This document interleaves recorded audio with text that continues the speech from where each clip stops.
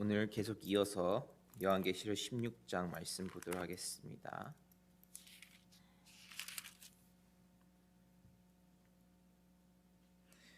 요한계시록 16장 4절에서 9절 말씀 한 절씩 교독하도록 하겠습니다.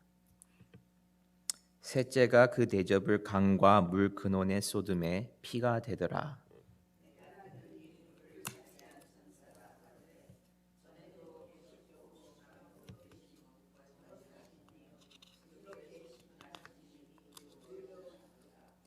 저희가 성도들과 선지자들의 피를 흘렸으므로 저희도 피를 마시게 하신 것이 합당하나이다 하더라.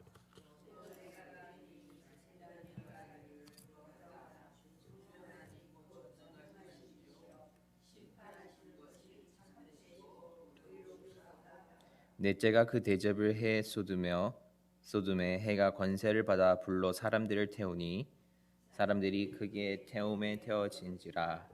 그 재앙들을 행하는 권세를 가지신 하나님의 이름을 회방하며 또 회개하여 영광을 주께 돌리지 아니하더라. 아멘.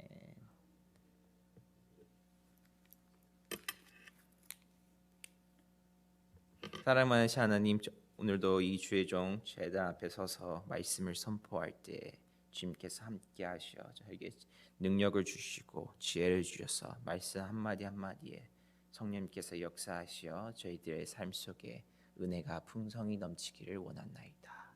예수 그리스도의 이름으로 기도드립니다. 아멘. 15장에서 저희들이 넘어와서 이제 16장을 배우고 있는데요. 어저께는 7 대접장에서 첫 번째와 두 번째 대접장을 보았습니다. 오늘은 세 번째와 네 번째 대접장을 볼 텐데요. 그 세 번째 대접장은 4절에서 보았듯이 강과 물에게 하나님께서 대접을 쏟아붓습니다. 근데 물이라는 것이 무엇입니까? 두 번째 대접장에서는 바다의 대접이 쏟아져 가지고 우리의 삶의 근원이 파괴되었습니다. 근데 물에 쏟아졌습니다. 이번에는 물에 쏟아지는 것은, 물이라는 것은 우리가 먹고 마시는 식수인데 그 식수를 파괴시킨 것입니다. 그 얼마나 이것 또한 무서운 재앙이지 않습니까? 바다의 생물들, 우리의 생활이 파괴되었는데 이번에는 우리가 마시는 물들도 없애버리셨습니다. 참으로 무서운 그 재앙이 아닐 수가 없습니다. 근데 이 재앙 또한 애굽의 나일강 물이 피로 변한 것 같이 비슷합니다. 피는 죽음을 의미합니다. 그만큼 이 심판이 죽음을 의미한다는 것을 우리는 알 수가 있습니다. 육적으로는 이 물이 오염이 되었지만 영적으로는 우리가 살아갈 수 없을 만큼, 숨쉴 수조차 없을 만큼 어려운 상황이 처해진다는 것이에요. 얼마나 힘든 상황인지 모릅니다. 근데 참 재밌는 사실은 제가 그 16장 소개할 때 그러지 않았습니까? 이 대접재앙은 믿는 자들 위한 것이 아니라 15장에서 우리가 보았듯이 15장에서 불같이 섞인 유리바다 위에 서 있는 자들이 하나님의 검은고를 들고 찬양할지어다라고 했습니다. 근데 이 16장에서 이 대접재앙들은 불신자들을 위한 것이에요. 그래서 우리가 5절의 말씀에 보니까 천사들이 이렇게 하나님께서 심판하시니 의롭다라고 하십니다. 천사가 하나님이 이렇게 무서운 재앙을 내리시는데 천사가 하나님의 심판들을 보면서 하나님께서는 공정하십니다. 하나님께서는 의로우십니다라고 선포하고 있습니다. 그러면서 천사가 전에도 계셨고 시방도 계신 거룩하신 이여라고 고백을 합니다. 참 이것이 벌써 불신자들에게 향하신 하나님의 진노인 것을 우리는 알 수가 있습니다. 근데 왜 이것이 불신자를 향한 재앙입니까? 왜 그들이 재앙을 받아야 하는 겁니까? 6절에 이렇게 나와 있습니다. 그들에게 피를 마시게 하신 것이 합당하나이다. 이는 하나님께서 악인에 대한 심판이 확고하신다는 거예요. 근데 왜 합당하느냐? 그것은 그들이 우리가 6장에서 계시록 6장에서 배웠습니다. 6장에서 10절의 말씀을 보니까 큰 소리로 불러 이르되 거룩하고 참되신 대주제여 땅에 거하는 자들 심판하여 우리의 피를 갚아주지 아니하시기를 얻은 때까지 하시라 하나이까 하니. 그러니까 6절에서 이 순교자들이 하나님께 부르짖고 기도를 합니다. 우리의 피를 주님 받아주옵시고 공의롭게 심판하시옵소서. 그러니까 순교자들, 교회를 핍박하고 주의 종들을 핍박하고 성도들을 핍박해서 얻은 그 피를 이제는 그 악인들이 그 피를 마시게 된다는 거예요. 이제 심판을 받을 때가 왔다는 거예요. 6장에서 호소했던 그 심판을 하나님께서 이 16장을 넘어오면서 그것을 허락하십니다. 순교자들의 그 영혼이 신원하는 기도를 받았었는데 그 황금 대접에서 이제 그 대접이 쏟아짐으로써 그 하나님의 진노가 그 핍박자들에게 넘어간다는 것입니다. 근데 그것 또한 의롭다는 것을 우리는 알 수 있습니다. 그들이 순교자들이 하나님 앞에 기도할 때 그들에게 보복해달라고 기도한 것이 아니에요. 그들이 원했던 것은 하나님의 의로우심을 찬양했기 때문에 그런 것을 우리는 알 수가 있습니다. 그들은 하나님 앞에 예수님 안에 있었기 때문에 그들은 승리할 수 있다는 것을 알 수가 있었어요. 그래가지고 그들은 하나님께 의롭다. 하나님은 악인은 심판하시지만 의로운 자는 복을 주신다고 했습니다. 그러니까 이거 하나님이 심판 내리시고는 정당하신 것입니다. 그렇기 때문에 그들이 기도했을 때 그것을 복수하기 위해서가 아니라 하나님의 공정한 심판을 위해서 기도를 했던 것이에요. 러시아의 문호 도예옙스키가 이런 경험을 했습니다. 그는 28세 때 28살 때 내란의 음모의 죄로 사형 선고를 받았습니다. 그래서 그 추운 날씨에 영하 50도가 되는 날씨에 밖에 옷이 벗겨지고 묶여 있었어요. 근데 그 사람이 죽기 전에 시간을 보니까 딱 5분이 남았습니다. 그래서 그 사람이 많은 생각을 하게 됩니다. 이 5분 동안 과연 내가 무엇을 할 수 있을까? 그렇게 생각하다 보니까 그러면 나는 이렇게 해야 되겠다라고 생각을 합니다. 그 사람이 2분은 같이 묶여있는 죄수들과 인사를 나누고 나머지 2분은 나의 삶을 돌아보고 나머지 1분은 그냥 이 자연을 한번 돌아봐야 되겠다. 이 아름다움을. 그래서 2분 동안 그 또 다른 죄수들과 잡배 인사를 하고 나니까 자기의 삶을 정리하는데 문득 그 3분 뒤에 자기가 어디로 가야 될지 이런 생각이 드는 거예요. 3분 뒤에 나는 어디에 갈 것인가? 죽은 후에 나는 어디에 있을 것인가? 그런 생각이 들면서 죽기 전에 눈앞이 되게 캄캄했다고 합니다. 그래서 정말 아찔아찔 순간이고 두려운 순간인데 갑자기 총성 소리가 나면서 탕 하는데 자기는 죽은 줄 알았대요. 근데 눈을 떠보니까 흰 깃발을 들고 달려오는 황제의 메신저가 달려오고 있었습니다. 황제가 그를 석방했다는 거야. 특별 면제로. 그래서 살아났어요. 마지막에. 그래서 그는 가까스로 살아나서 이 세상을 돌아다니면서 책을 쓰게 됩니다. 우리가 다 아는 책이에요. 죄와 형벌이라는 책을 쓴 작가이죠. 그러면서 그는 많은 명작들을 남깁니다. 이 자연을 돌아보면서 하나님께서 창조하신 것들을 바라보면서 그는 많은 그런 작품을 남기게 됩니다. 그런데 우리가 우리 삶을 살아갈 때에도 우리가 지금 살아가고 있는 이 상황도 이 시간도 하나님께서 허락치 않으시면 우리는 죽을 수밖에 없습니다. 단 1초라도 한번 생각해 보십시오. 우리가 살아가는 것이 하나님의 은혜로 살아가는 것인데 만약에 하나님께서 단 1초라도 우리의 삶을 붙들어 주시지 않는다면 과연 우리의 삶은 지금 당장 어땠을까요? 그것을 생각한다면 정말 어마어마한 무시무시한 것이 아닐 수가 없습니다. 하나님 없이는 우리가 살아갈 수 없다는 것을 우리는 알 수가 있습니다. 근데 실제로 하나님께서는 그래서 강조하시는 거예요. 나만 믿으라. 나만 붙들으라. 그러니까 오직 예수님만 강조하십니다. 그러면서 하나님께서는 인내하시며 오랫동안 참으십니다. 그들이 돌아와서 회개하고 하나님으로부터 구원받기를. 근데 그들은 하나님으로부터 벗어나는 행위를 살아갑니다. 그 죄인들은. 그래서 이 재앙이 떨어지는데 죄인들이 가문 갈수록 이 재앙을 접하지만 회개하고 돌아오는 것이 아니라 이 대접 재앙 시대에는, 이 시간에는 악인들이 오히려 더 악해지고 하나님의 이름을 회박한다고 그럽니다.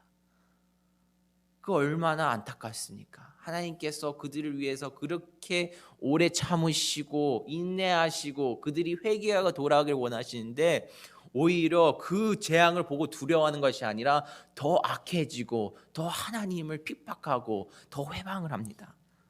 참으로 안타까운 현실이지 않을 수가 없습니다. 그런데 이 네 번째 재앙이 쏟아지니까 네 번째는 하나님께서 해에게 권세를 주신다고 합니까? 해에게 권세를 주니까 그 해가 불로 사람들을 태워버린다고 합니다. 근데 그런 무시무시한 해가 사람을 불로 태우는데도 사람들을 회개하지 않습니다. 그 악인들은 얼마나 어리석은지 모릅니다. 얼마나 무감각하고 하나님 마음이 얼마나 단단해졌는지 이미 그들은 이 세상 사람이 아닌 것입니다. 근데 해가 무엇입니까? 해는 우주를 대표하는 상징적인 거지 않습니까?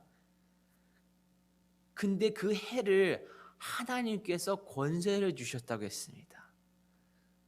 그것은 무엇을 의미합니까?